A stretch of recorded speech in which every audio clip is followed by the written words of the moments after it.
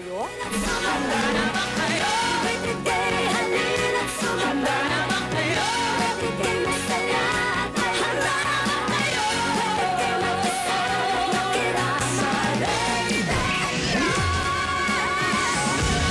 Ito pa, debut para sa isang prinsesa.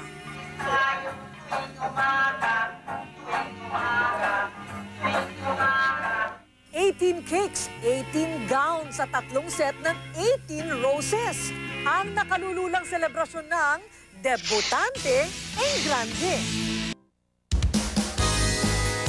Sa buhay daw ng bawat dalaga, pinakaabang ang yugto na yata ang kanyang pagdedebu.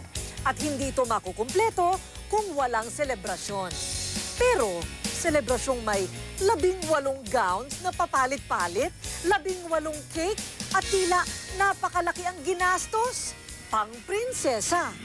Dahil lang, debutante en grande.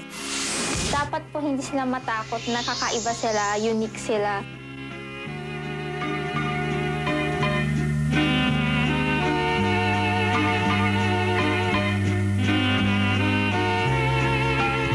Solong anak si Mayo ng mag-asawang Maribel at Fumio Suzuki. Pinay ang ina at Hapon naman ang ama. Pero 2 taon nang nakakaraan nang umuwi siya sa Pilipinas para makilala naman ang bansang pinagmula ng ina. Mas mabait yung tao dito. Yung mga family ko, mas marami po dito. Lolo ko, lola ko. Pero ang pinaka-aasam-asam ni Mayo ay ang ipagdiwang ang kanyang ika-18 kaarawan ng naiiba sa karamihan. Hindi daw uso sa Japan ang pagdedebu ng mga kababaihang tumutuntong ng 18 anyos. Kaya dito sa Pilipinas, todo bigay ang mag-asawang Suzuki sa selebrasyon para sa kanilang anak na dalaga. Sa ordinaryong debut, normal na ang 18 roses at 18 candles. Pero ang pinakakakaiba sa debut ni Mayo, bukod sa kandila at rosas, meron ding 18 cake. At biro nyo, 18 na cake.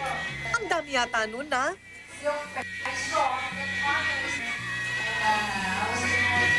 At ang mahigit sa 18 iba-ibang klase ng gown na kanyang isinuot. Nagsimula sa Japanese kimono, nauwi ito sa kulay rosas at puting gown. Tapos ay nagpalit ng asul na off-shoulder gown. Naging berde at lila, ang kulay dilaw na may asul na accent. Bawat gown ni Mayo, iisa lamang ang tema at inspirasyon. Ang isang fairy tale setting na ala Cinderella. Ang isa sa pinakabukod-tangi sa debut ni Mayo, ang pagsayaw nila sa tugtog ng mga kantang novelty.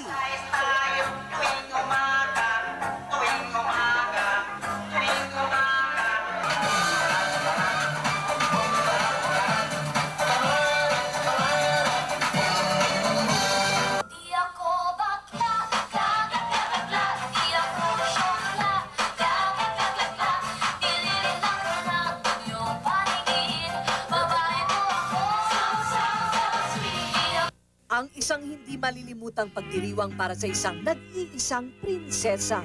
Isang araw na may tuturing ni Mayo na pinakamasaya at pinaka-eleganteng araw sa kanyang buhay.